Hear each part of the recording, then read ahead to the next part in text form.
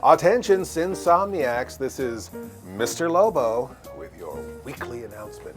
And man, it's a great time to be a Insomniac. We got so many things going on. It may take a little time, but we'll try to be very courteous of your time. Right, Miss Mittens? She doesn't care, but I care. I do.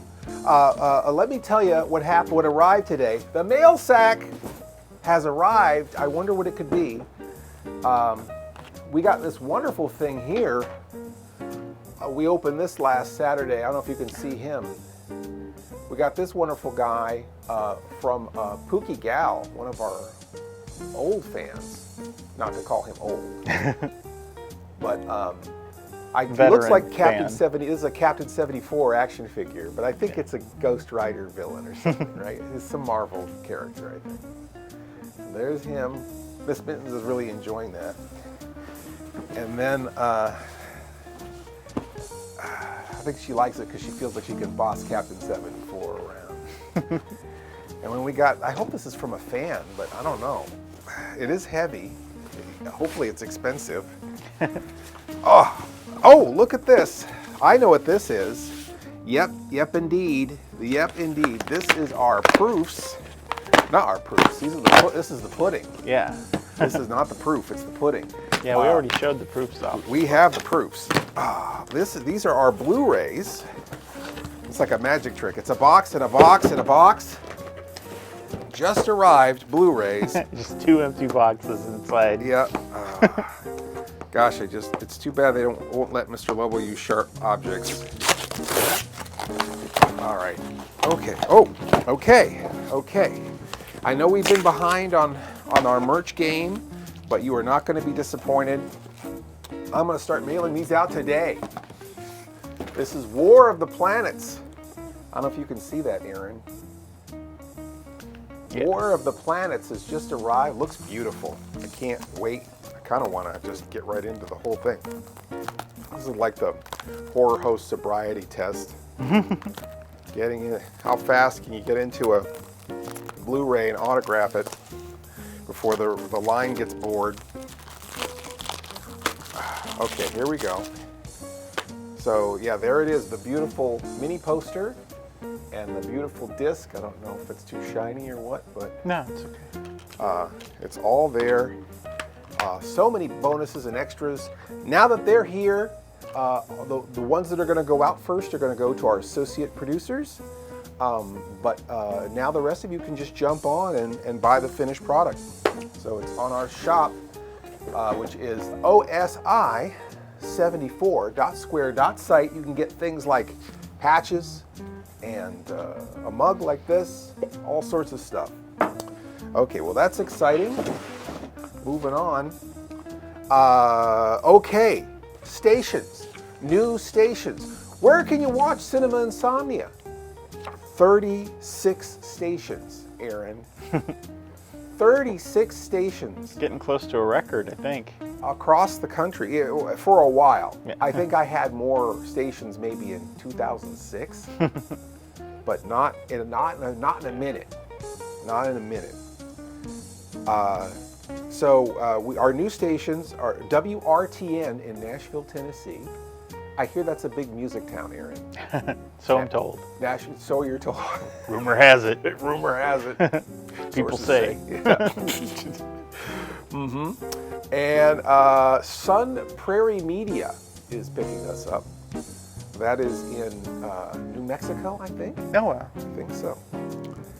And one of our old friends, which is not included in this 36 broadcast stations, the Monster Channel. Oh, wow. The Monster Channel. They're celebrating 13 years of spookiness. And Halloween Jack, who's the programmer, does an amazing job. They do what we didn't do with OSI 74, where they have like a schedule every day that they have to program. And that is just that is an unbelievable amount of work, especially when dealing with horror hosts, which is like herding cats, trying to get them all to turn their stuff in and schedule it all. I don't envy. I admire, but don't envy Halloween Jack. But yeah, we're back on the Monster Channel, which is really exciting, and we'll let you know where we end up on the schedule when that happens. So we wrapped, speaking of associate producers and Blu-rays, well, actually shows, we're not quite ready for the Blu-ray yet. We just wrapped on the Ghastly Love of Johnny X episode, the shooting of the episode.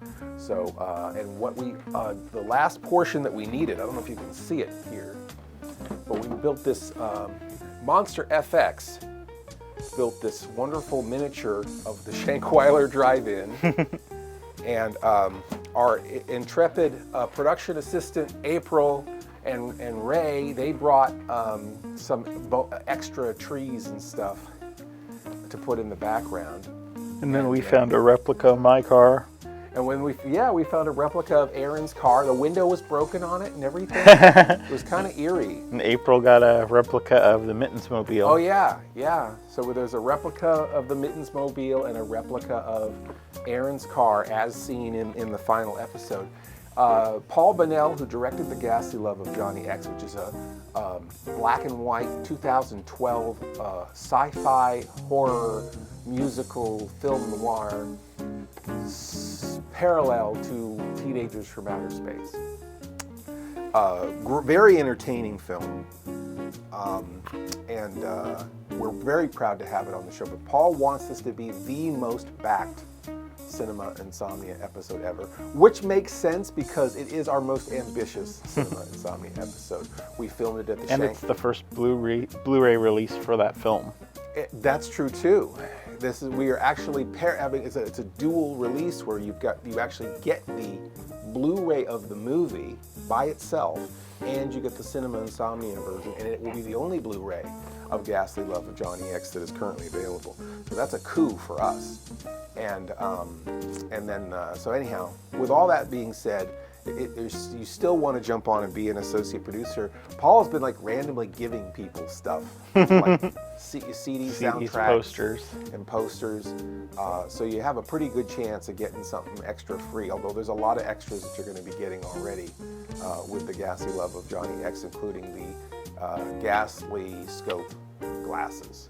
So jump on for our associate producer for the Ghastly Love of Johnny X, and when that model shows up in the episode, you can see I was an associate producer on that. So that's that. Speaking of producing things and money, we worked on a film. Aaron and I are both in this film. Oh yeah. Pizza Guy 8. We had a couple of young, attractive, plucky filmmakers in this studio who were making their little movie, and a little movie by design.